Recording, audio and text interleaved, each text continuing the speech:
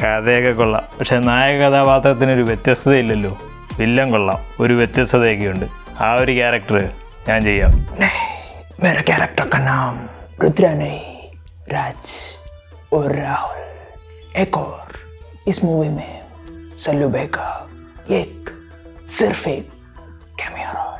अरे രാജമൗലിജി, ഇത് റിലീസ് ആകാത്ത പടമല്ലേ? ഇത് ഞാൻ എങ്ങനെ ചെയ്യും? നിങ്ങൾ ആരെങ്കിലും വെച്ച് അഭിനയിപ്പിച്ച് ആദ്യം റിലീസ് ചെയ്യും, എന്നിട്ട് എൻ്റെ അടുത്ത് വാ, ഞാനത് റീമേക്ക് ചെയ്യാം.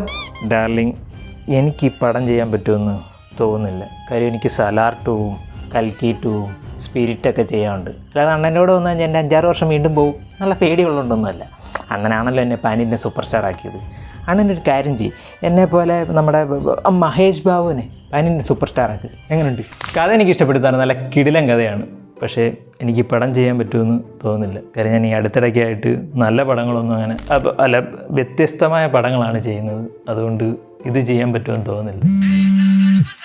സാർ ഒരു മിനിറ്റ്. ശിവ, എന്താ കങ്കോ 2?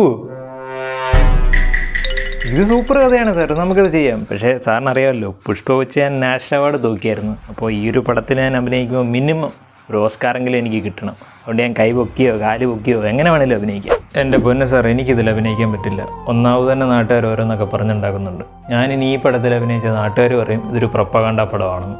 എന്നെ വിട്ടേക്ക്. ടോക്സിക്കിൻ്റെ shooting I don't like it. I avoid. But Geetu likes shooting. I can't avoid. ഇതൊരു പാനിൻ്റെ പടമല്ലേ സാർ? പിന്നെ എന്തിനാ എന്നോട് കഥ പറയുന്നത്? ഷൂട്ട് എപ്പോഴാണ് തുടങ്ങുന്നത്?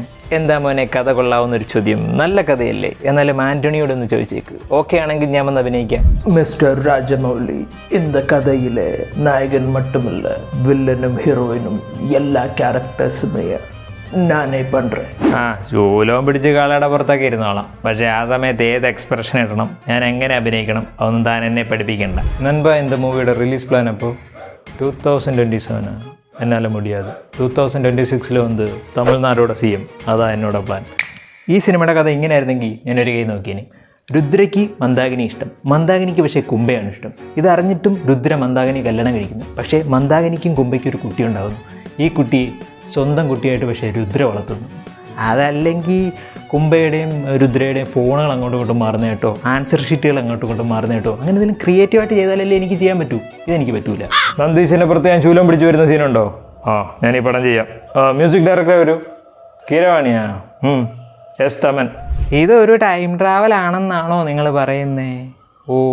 അപ്പോൾ പ്രസൻറ്റിലുള്ള നായകൻ പാസ്റ്റിലും ഫ്യൂച്ചറിലും ഒക്കെ പോകും, അങ്ങനാണോ?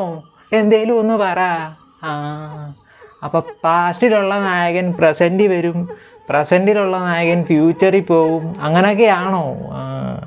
അപ്പോൾ എൻ്റെ ചോദ്യം, പ്രസൻറ്റിലുള്ള നായകനാണോ നായകൻ, അതോ പാസ്റ്റിലുള്ള നായകനാണോ നായകൻ, അതോ ഫ്യൂച്ചറിലുള്ള നായകനാണോ നായകൻ?